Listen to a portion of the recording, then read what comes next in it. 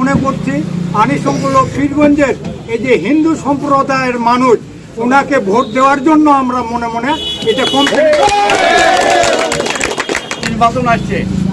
এর আগে জাহিদুজ্জাহ অনেকবার হারছে, তারপরে ইনি তাও হালটা ধরে আছে, উনি কিন্তু হাল ছাড়েনি, তারপরে এমপি হলো। আজকে এখন পীরগঞ্জের ভিতরে জাহিদুজ্জাহ সারা নন্দিত কেউ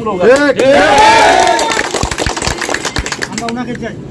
হিন্দু বৌদ্ধ খ্রিস্টানের আমাদের ওই বাবুটা, এই বইটা বাবুটা হয়েছে সেক্রেটারি, বুঝছেন না, সভাপতি। যাই হোক, একটা হিন্দু ছেলে হয়েছে, আমরা তাদের গর্ব, আমাদের একটা গর্ব।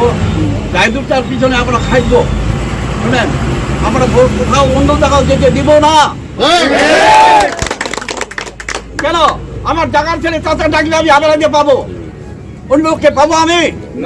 কারো ক্ষতি করছে, কারো 10 টাকা লাগাইছে, তাহলে এই চাচার ভোট না করবো কাজ করবো আমরা? আমি দল বুঝি না, আমি চাই জাহিদুজ্জাহ এমপি হোক।